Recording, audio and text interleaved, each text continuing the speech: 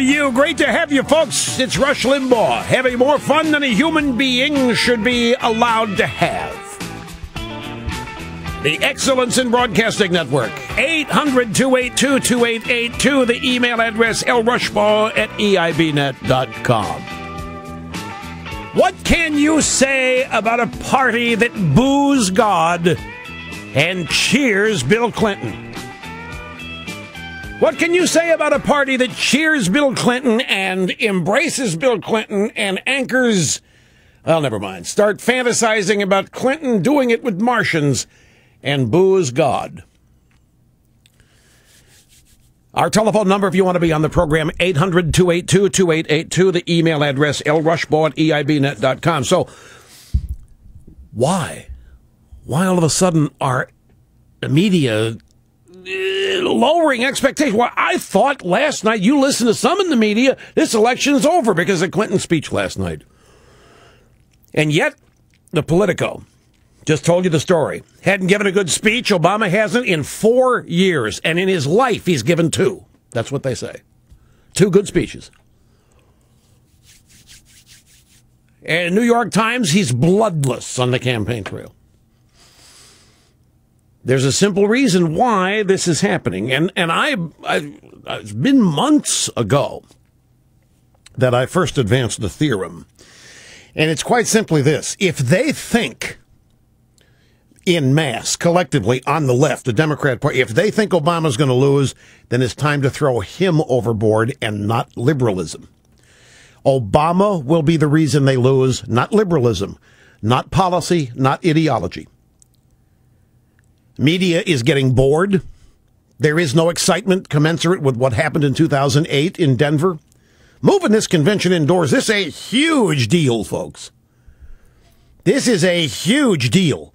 All of these lofty, gigantic, great expectations brought down to a shattering reality.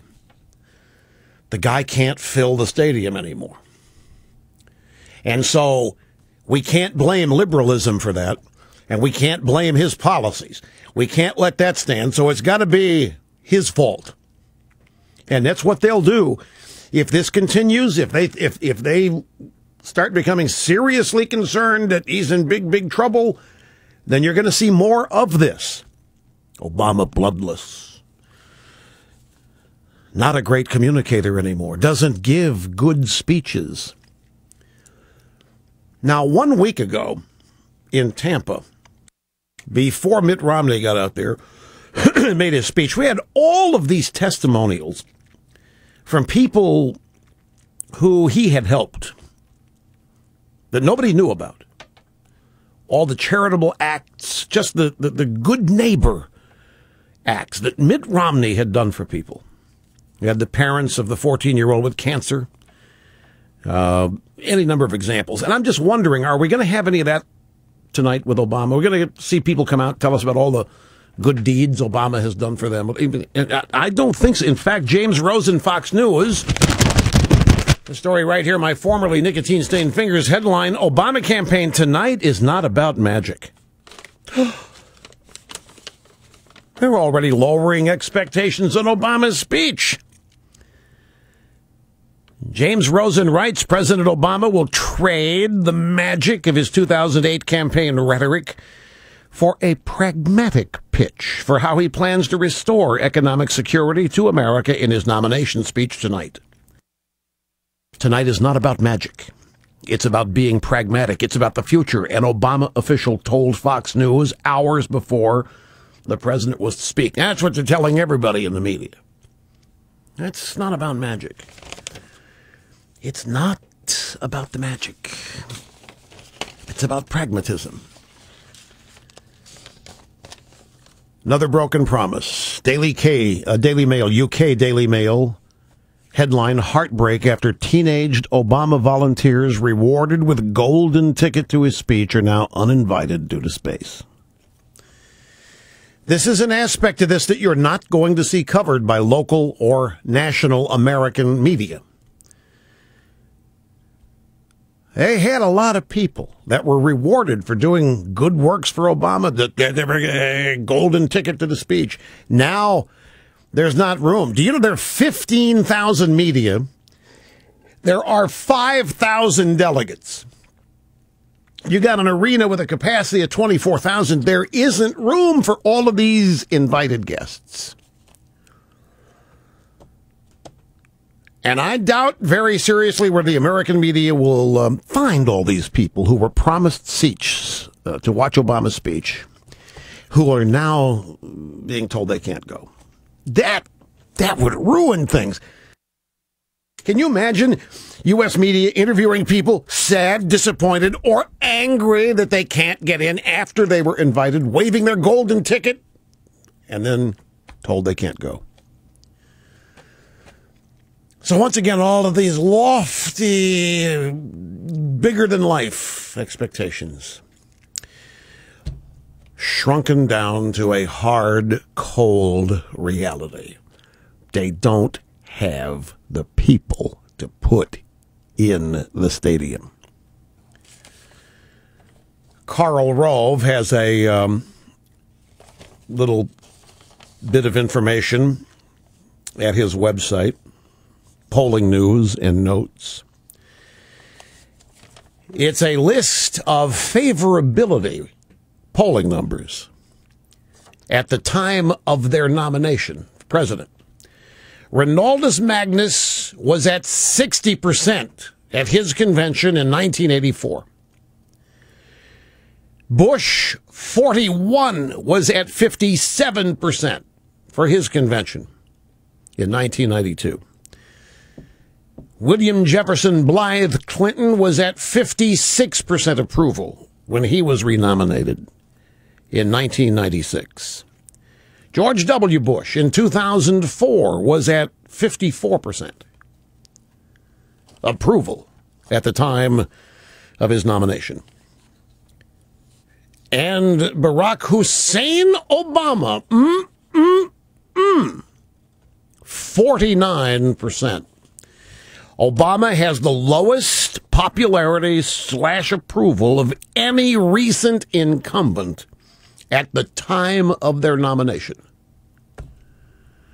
And it all fits. They can't fill the stadium. Obama has written checks. His mouth, his words have written checks that his butt can't cash. Except for Chris Matthews, who would take a bad check from this guy any day and run with it. And this Rove info, actually, it's from an ABC Washington Post poll.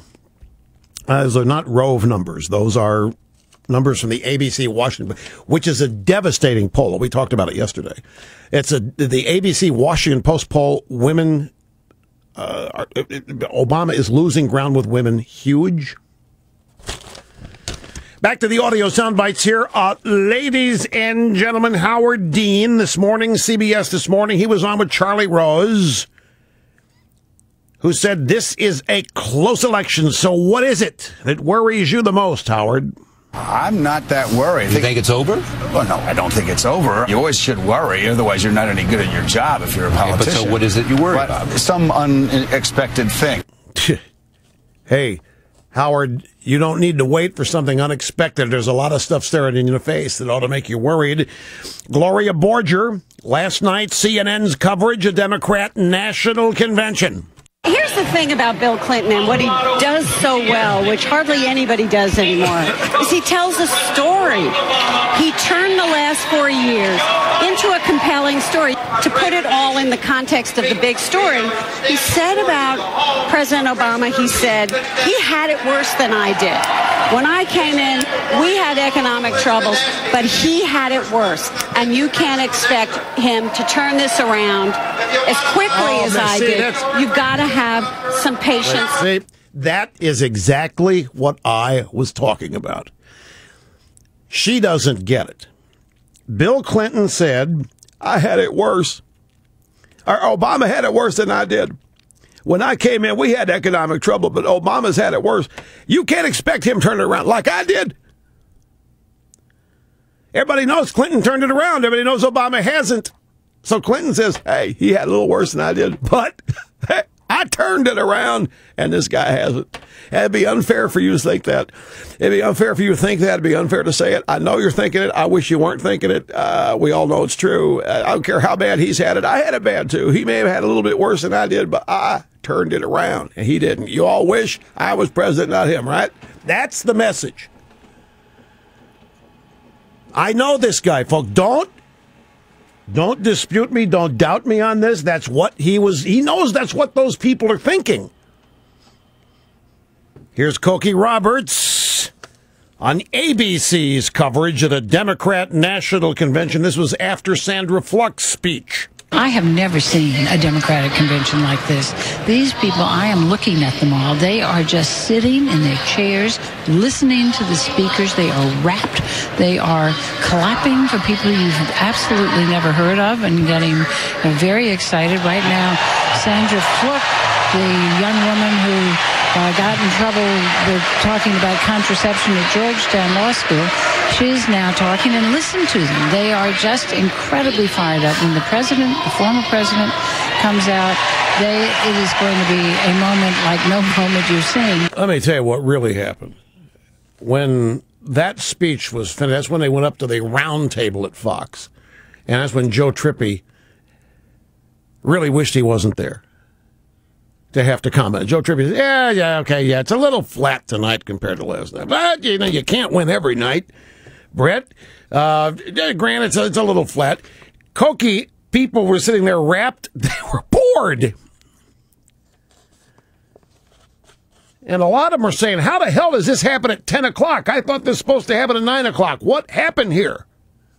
This wasn't supposed to be on primetime TV. That's what a lot of the Democrats were saying. Don't doubt me. Okay, a brief timeout. No, I've not forgotten the Michael Lewis stuff. It's another. Woodward's book is out. Michael Lewis has a story in Vanity Fair coming up in October. The Woodward book is not good for Obama. It's nobody knows who's making decisions in the White House. That's the theme. Nobody knows where to go to get a decision made. Obama asks everybody in the room what they think at the moment of truth when it comes time for decisions. He can't pull a trigger on anything. He votes present, folks, and he gave himself the incomplete, and Woodward pretty much documents it's deserved.